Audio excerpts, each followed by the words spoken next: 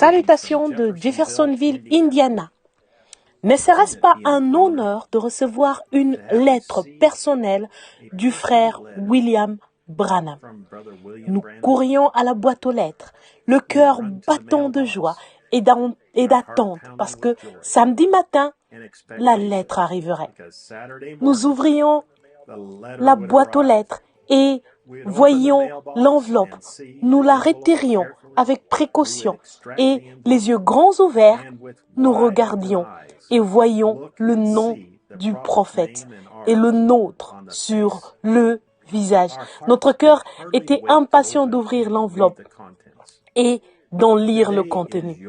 Aujourd'hui, c'est ton jour. Voici ta lettre du Saint-Esprit par l'intermédiaire d'une personne que Dieu a choisie pour nous écrire aujourd'hui.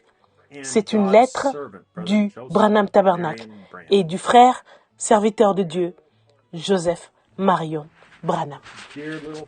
Cher petit lit des temps, nous nous sommes frayés un chemin jusqu'au bout de l'eau boueuse et nous avons déployé nos ailes. Nos petits pétales se sont épanouis et nous reflétons maintenant le lys de la vallée. Nous avons entièrement consacré nos vies à Dieu et à sa parole. Nous sommes au temps de la fin et nous venons de l'ouest, de l'est et de l'ouest, et du nord et du sud. Et nous nous préparons pour cet enlèvement. Nous restons bien en place pendant quelques instants, jusqu'à ce que chaque fibre de notre être ait été remplie du Saint-Esprit. Nous nous préparons à monter. Le jour est arrivé. Il appelle son peuple à se réunir auprès de lui par la vraie unité avec lui. C'est Jésus-Christ qui vit dans notre chair par son esprit, qui fait les choses même qu'il avait faites, ce qui est une bannière vue par le monde. La chose la plus sublime de l'Écriture est en train de se produire dans notre jour. Un geste qu'aucun ange, ni rien, n'aurait pu faire, seulement l'agneau. Il est venu et a pris le livre de la main droite de celui qui était assis sur le trône. L'a ouvert, on a arraché les sceaux et l'a envoyé sur la terre à son septième ange pour le révéler à nous, son épouse. Les choses qui se produisent, la parole qui nous révèle chaque jour, c'est indescriptible. Nous élevons nos voix, nous poussons des cris et nous nous écrions « Alléluia !» L'onction, la puissance, la gloire, la manifestation, la révélation de sa parole est plus grande qu'elle ne l'a jamais été depuis le commencement du temps. Avec toutes les créatures qui sont dans le ciel, sur la terre, sous la terre, sur la mer, et tout ce qui s'y trouve, nous écrions à celui qui est assis sur le trône et à l'agneau, soit la louange, l'honneur, la gloire et la force au siècle des siècles. Amen, amen et amen. Toutes les créatures, tous les hommes, depuis le commencement du temps, ont attendu que ce jour arrive. Même Dieu lui-même a attendu jusqu'à ce que l'ange qu'il a choisi arrive sur la terre, avant de venir prendre le livre, le briser et révéler tous ces mystères à son épouse élue. Nous savons maintenant ce qu'aucun homme sur la terre, depuis le commencement du temps, n'a jamais su. Tout ce qui avait été perdu dans la chute, tout ce qui a été caché dans sa parole, tout ce dont l'épouse a besoin a été enregistré et a été déposé dans le petit entrepôt de Dieu. Il nous a montré ce qu'il y a au-delà du rideau de temps. Et nous voyons avec lui de l'autre côté. L'épouse s'est préparée en écoutant la parole. Nous avons été en formation. Nous nous sommes revêtus de l'armure complète de Dieu. Rien ne peut nous ébranler. Rien ne peut nous effrayer. Rien ne peut nous faire du mal.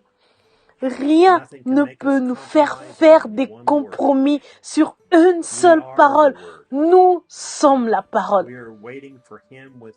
Nous l'attendons en tenant notre bouquet dans nos mains. C'est presque le moment. La vieille pendule fait battre les minutes. Nous entendons le galop des chevaux, le sable qui glisse sous les roues. Le vieux chariot est sur le point de s'arrêter. Quand il arrivera, nous sauterons de ce vieux monde pour nous jeter dans ses bras. Il nous saisira et nous dira, « Je suis allé te préparer une place, mais tout est terminé, ma chérie. » Sa venue est tellement proche. Nous sommes dans l'expectative comme jamais auparavant. Nous sommes tellement excités alors qu'il veut que nous écoutions les 7 sceaux encore une fois.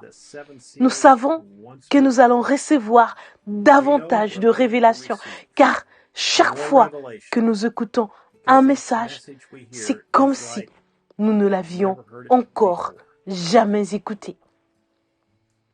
De vivre aujourd'hui et d'écouter ce message, c'est encore plus glorieux que lorsqu'il a été enregistré. Il nous en révèle encore plus maintenant. Que pourrait-il arriver?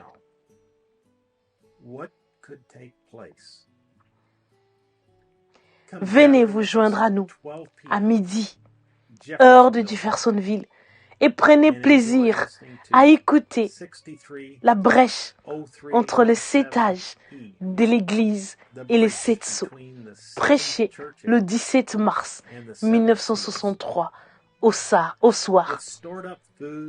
C'est de la nourriture emmagasinée que le Seigneur a préparée afin que l'épouse en mange. Frère Joseph Branham. Les passages des Écritures à lire pour se préparer à l'écoute du message. Lévitique, chapitre 25, versets 47 à 55. Jérémie, chapitre 32, versets 1 à 15. Zacharie, chapitre 3, versets 8 à 9. Zacharie, chapitre 4, verset 10. Romains, chapitre 8, versets 22 à 23. Éphésiens, chapitre 1, versets 13 à 14. Éphésiens, chapitre 4, verset 30. Apocalypse, chapitre 1, versets 12 à 18. Apocalypse, chapitre 5, en entier. Et Apocalypse, chapitre 10, versets 1 à 7. Et enfin, Apocalypse, chapitre 11, verset 18.